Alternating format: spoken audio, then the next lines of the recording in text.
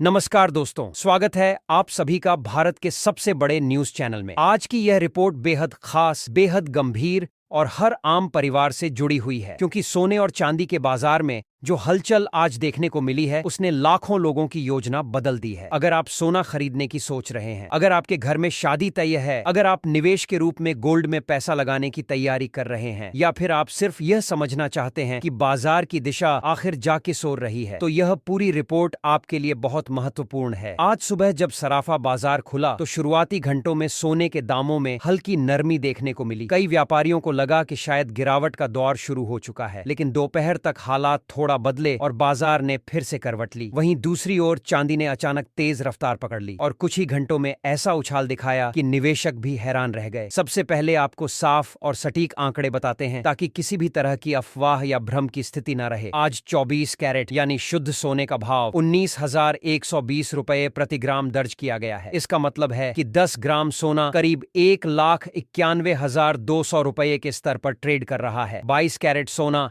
1,825 प्रति ग्राम के आसपास कारोबार कर रहा है, यानी 10 ग्राम लगभग 18,050। वहीं 18 कैरेट सोने का भाव 132 प्रति ग्राम दर्ज किया गया है। अब चांदी की बात करें तो 1 ग्राम चांदी 292 रुपए, 10 ग्राम 2,920 रुपए, 100 ग्राम 92,000 रुपए और 1 किलो चांदी का भाव 92,000 रुपए तक पहुंच चुका है। खास बात यह है कि आज चांदी में लगभग 3,000 रुपए प्रति किलो की तेजी दर्ज की गई है, जिसने पूरे बाजार का ध्यान अपनी ओर खींच लिया है। अब यहां सबसे बड़ा सवाल उठता है, जब सोना हल्की नरमी दिखा रहा है तो चांदी इतनी तेजी क्यों दिखा रही है, और क्या यह गिरावट और तेजी आने वाले दिनों में और बढ़ सकती है? क्या अभी खरीदारी करना सही रहेगा या कुछ दिन इंतजार करना बेहतर होगा? दोस्तों, यही वह समय है जब जल्दबाजी में लिया गया फैसला आपको हजारों रुपए का नुकसान भी करा सकता है और सही रणनीति आपको बड़ा फायदा भी दिला सकती है। इसीलिए आज की इस रिपोर्ट में हम सिर्फ रेट नहीं बताएंगे, बल्कि बाजार की दिशा, वैश्विक हालात, डॉलर की चाल,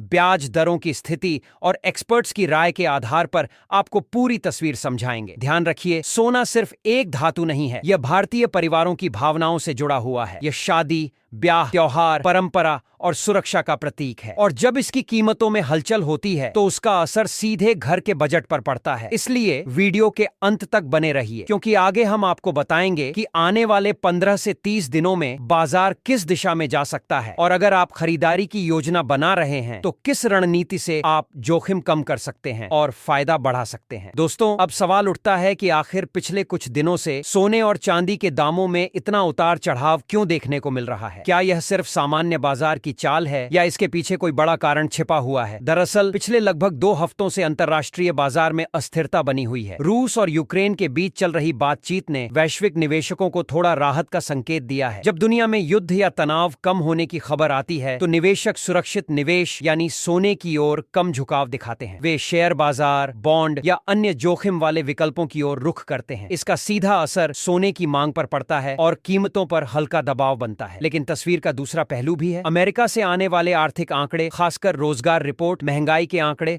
और फेडरल रिजर्व की ब्याज दर नीति सोने की दिशा तय करने में बड़ी भूमिका निभा रही है। अगर अमेरिकी अर्थव्यवस्था मजबूत दिखती है तो डॉलर मजबूत होता है, और जब डॉलर मजबूत होता है तो अंतरराष्ट्रीय बाजार में सोना अपेक्षाकृत महंगा हो जाता है, जिससे उसकी मांग कम होती है। फिलहाल डॉलर इंडेक्स में मजबूती देखी जा रही है। यही वजह है कि सोने में बड़ी तेजी फिलहाल रुक रुक कर दिखाई दे रही है। लेकिन ध्यान रखिए, यह स्थिति स्थायी नहीं होती। बाजार हर खबर पर तुरंत प्रतिक्रिया देता है। अब जरा भारतीय बाजार को समझिए। भारत दुनिया के सबसे बड़े सोना उपभोक्ता देशों में से एक है। यहाँ शादी, ब्याह, त्योहार और धार्मिक अवसरों पर सोने की मांग अचानक बढ़ जाती है। जैसे ही शादी का सीजन करीब आता है, बाजार में खरीदारी तेज हो जाती है। इस समय भी कई राज्यों में शादियों का दौर शुरू होने वाला है। ऐसे में मांग बढ़ने की संभावना से इनकार नहीं किया जा सकता। लेकिन अभी जो हल्की नरमी देखने को मिल रही है वह कई खरीदारों को आकर्षित कर रही है। कई लोग इसे डिप यानी गिरावट का मौका मानकर खरीदारी की योजना बना रहे हैं। अब यहाँ सबसे महत्वपूर्ण बात समझिए। बाजार फिलहाल रेंज बाउंड मूवमेंट में है। इसका मतलब है कि सोना एक तय दायरे में ऊपर नीचे हो रहा है। नीचे एक मजबूत सपोर्ट लेवल है जहां से कीमतें बार बार ऊपर उठ रही हैं और ऊपर एक मजबूत रेजिस्टेंस है जहां से बार बार गिरावट देखने को मिल रही है। यानी साफ संकेत यह है कि जब तक कोई बड़ा अंतरराष्ट्रीय इवेंट नहीं होता तब तक बहुत बड़ी तेजी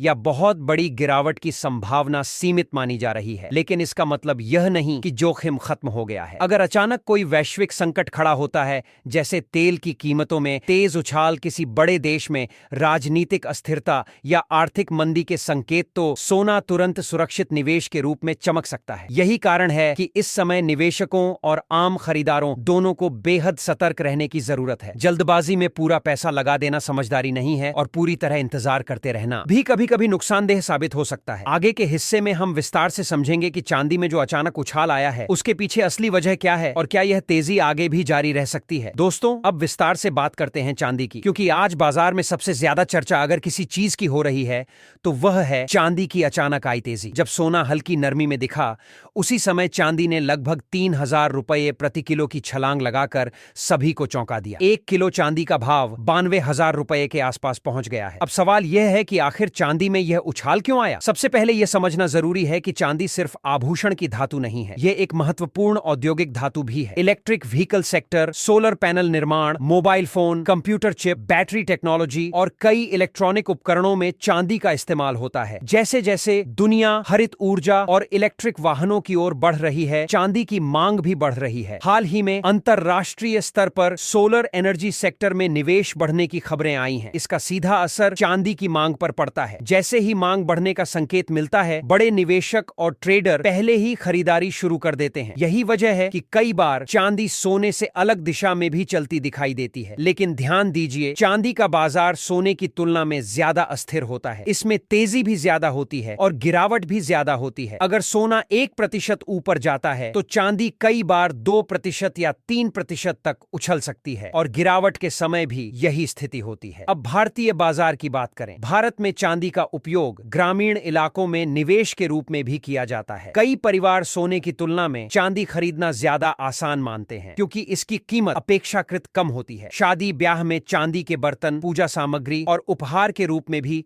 इसकी मांग बनी रहती है। इस समय जो तेजी आई है उसके पीछे एक और कारण माना जा रहा है शॉर्ट कवरिंग। जब कई ट्रेडर यह मानकर बैठे थे कि कीमतें और गिरेंगी और अचानक बाजार ने उल्टी दिशा पकड़ी तो उन्हें अपनी पोजीशन काटनी पड़ी। इससे खरीदारी बढ़ी और तेजी और तेज हो गई। लेकिन यहाँ सावधानी बेहद जरूरी है। अगर आप चांदी में निवेश कर रहे हैं तो सिर्फ एक दिन की तेजी देखकर फैसला मत लीजिए। ये समझिए कि क्या यह स्थायी ट्रेंड है या अस्थायी उछाल। बाजार विशेषज्ञों का कहना है कि चांदी फिलहाल भी एक सीमित दायरे में घूम रही है, लेकिन उसका उतार चढ़ाव सोने से ज्यादा है। 2, अगर आप गहनों के लिए चांदी खरीद रहे हैं तो मौजूदा स्तर पर आंशिक खरीदारी की जा सकती है, लेकिन अगर आप ट्रेडिंग कर रहे हैं तो बिना स्टॉप लॉस के प्रवेश करना बेहद जोखिम भरा हो सकता है। याद रखिए, तेजी के समय उत्साह और गिरावट के समय डर दोनों ही गलत फैसलों की वजह बन सकते हैं। समझदारी यही है कि बाजार की चाल को ठंडे दिमाग से समझा जाए। अब आगे हम बात करेंगे उस बड़े सवाल की, क्या सोना आने वाले दिनों में 3,000 से 4,000 रुपए तक और सस्ता हो सकता है? और अगर हाँ, तो वह स्तर क्या होगा जहां से दोबारा तेजी शुरू हो सकती है? दोस्तों, अब आते हैं सबसे बड़े और सबसे संवेदनशील सवाल पर। क्या सोना आने वाले दिनों में 3,000 रुपए से 4,000 रुपए तक और सस्ता हो सकता है, या फिर यह गिरावट सिर्फ एक अस्थायी ठहराव है जिसके बाद तेज उछाल देखने को मिलेगा? इस सवाल का जवाब सीधा नहीं है, क्योंकि बाजार इस समय कई वैश्विक और घरेलू कारकों के बीच फंसा हुआ है। सबसे पहले अंतरराष्ट्रीय संकेतों को समझिए। अमेरिका में महंगाई के आंकड़े हाल ही में थोड़े नरम आए हैं, लेकिन फेडरल रिजर्व अभी भी ब्याज दरों को लेकर पूरी तरह नरम रुख में नहीं है। अगर ब्याज दरें ऊंची बनी रहती हैं तो निवेशक फिक्स्ड इनकम विकल्पों की ओर झुक सकते हैं, जिससे सोने की मांग सीमित रह सकती है। दूसरी तरफ डॉलर इंडेक्स की मजबूती भी सोने के लिए एक चुनौती बनी हुई है। जब डॉलर मजबूत होता है तो अंतरराष्ट्रीय बाजार में सोना महंगा हो जाता है, जिससे उसकी मांग पर असर पड़ता है। फिलहाल डॉलर में जो स्थिरता दिखाई दे रही है वह सोने को बड़े उछाल से रोक रही है। लेकिन अब तस्वीर का दूसरा पहलू देखिए। केंद्रीय बैंक खासकर एशियाई देशों के लगातार सोना खरीद रहे हैं। यह लंबी अवधि के लिए एक मजबूत सपोर्ट माना जाता है। जब केंद्रीय बैंक अपने रिजर्व में सोना जोड़ते हैं तो यह बाजार को संकेत देता है कि सोना अभी भी सुरक्षित और रणनीतिक निवेश है। अब भारतीय संदर्भ में बात करें, रुपया भी एक महत्वपूर्ण फैक्टर है। अगर रुपया डॉलर के मुकाबले कमजोर होता है तो भले ही अंतरराष्ट्रीय बाजार में सोने की कीमत स्थिर रहे, भारत में सोना महंगा हो सकता है। इसलिए सिर्फ अंतरराष्ट्रीय भाव देखना काफी नहीं है, घरेलू मुद्रा की स्थिति भी उतनी ही महत्वपूर्ण है। विशेषज्ञों के अनुसार अगर अंतरराष्ट्रीय स्तर पर कोई बड़ा संकट सामने नहीं आता है, जैसे भू राजनीतिक तनाव, तेल की कीमतों में तेज उछाल या किसी बड़े देश की आर्थिक मंदी, तो सोने में 0 से 4,000 रुपए तक की सीमित गिरावट संभव है। लेकिन यह गिरावट भी चरणबद्ध हो सकती है, एक ही दिन में नहीं। फिलहाल बाजार रेंज बाउंड है। इसका मतलब है कि सोना एक निश्चित दायरे के अंदर ऊपर नीचे हो रहा है। नीचे की तरफ मजबूत सपोर्ट है जहां से खरीदारी शुरू हो जाती है, ऊपर की तरफ रेजिस्टेंस है जहां से मुनाफा वसूली शुरू हो जाती है। यानी साफ संकेत यह है कि जब तक कोई बड़ा ट्रिगर नहीं आता तब तक बहुत बड़ी तेजी या बहुत बड़ी गिरावट की संभावना सीमित है। लेकिन यहाँ एक महत्वपूर्ण चेतावनी भी है, बाजार कई बार अचानक दिशा बदल देता है। एक अप्रत्याशित घटना, एक बड़ा आर्थिक आंकड़ा या किसी देश में राजनीतिक अस्थिरता और सोना तुरंत सुरक्षित निवेश के रूप में चमक सकता है। इसलिए अगर आप खरीदारी की योजना बना रहे हैं तो पूरी राशि एक साथ निवेश करना जोखिम भरा हो सकता है। बेहतर रणनीति ये है कि खरीदारी को हिस्सों में बांटा जाए। आगे के भाग में हम विस्तार से समझेंगे कि शादी वाले परिवारों और निवेशकों के लिए इस समय कौन सी रणनीति सबसे सुरक्षित और लाभदायक हो सकती है। दोस्तों, अब बात करते हैं उन परिवारों की जिनके घर में शादी, सगाई या कोई बड़ा शुभ कार्य आने वाला है, क्योंकि भारत में सोना सिर्फ निवेश नहीं है, यह परंपरा है, सम्मान है और कई परिवारों के लिए भावनात्मक जिम्मेदारी भी है। सबसे बड़ा सवाल यही है, क्या अभी पूरी खरीदारी कर लेनी चाहिए या इंतजार करना बेहतर रहेगा? सबसे पहले एक बात साफ कर दीजिए, बाजार इस समय पूरी तरह स्थिर नहीं है, उतार चढ़ाव जारी है। इसीलिए एक ही दिन का भाव देखकर पूरी खरीदारी कर लेना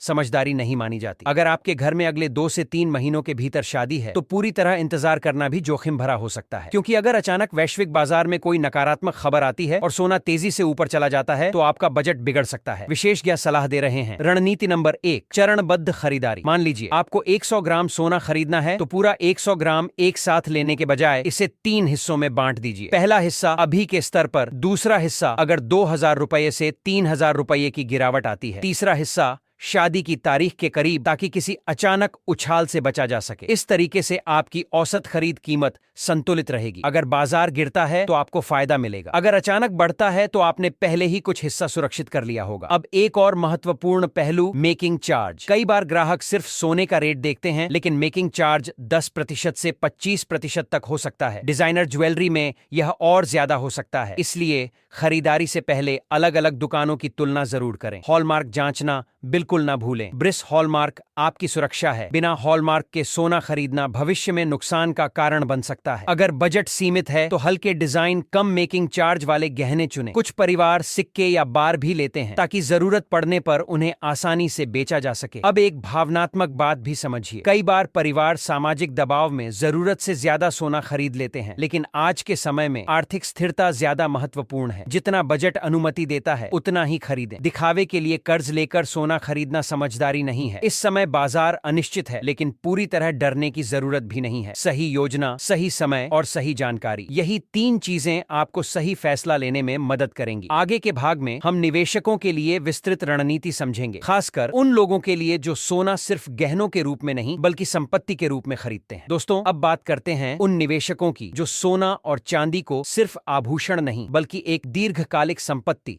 यानी एसेट क्लास के रूप में देखते हैं, क्योंकि भारत में पिछले कई दशकों से सोना आर्थिक सुरक्षा का प्रतीक माना जाता रहा है। जब भी शेयर बाजार में गिरावट आई, जब भी वैश्विक संकट पैदा हुआ, जब भी महंगाई बढ़ी, सोना एक सुरक्षित विकल्प के रूप में उभरा। लेकिन क्या आज भी वही स्थिति है? सबसे पहले लंबी अवधि यानी लॉन्ग टर्म की बात करें। केंद्रीय बैंक लगातार सोना खरीद रहे हैं। कई देश अपने विदेशी मुद्रा भंडार में डॉलर पर निर्भरता कम करने की कोशिश कर रहे हैं और सोना इसमें महत्वपूर्ण भूमिका निभा रहा है। यह संकेत देता है कि वैश्विक स्तर पर सोने को रणनीतिक संपत्ति के रूप में देखा जा रहा है। दूसरा महत्वपूर्ण पहलू, महंगाई। भले ही कुछ देशों में महंगाई दर नियंत्रित होती दिखाई दे रही हो, लेकिन पूरी तरह स्थिर नहीं है। अगर भविष्य में महंगाई फिर से बढ़ती है तो सोना एक हेज यानी सुरक्षा कवच के रूप में काम कर सकता है। अब शॉर्ट टर्म यानी अल्पकालिक निवेश की बात करें। फिलहाल बाजार रेंज बाउंड है। इसका मतलब है कि सोना एक निश्चित दायरे में ऊपर नीचे हो रहा है। ट्रेडर्स के लिए यह अवसर भी है और जोखिम भी। जो लोग सही स्तर पर खरीद और बिक्री कर पाते हैं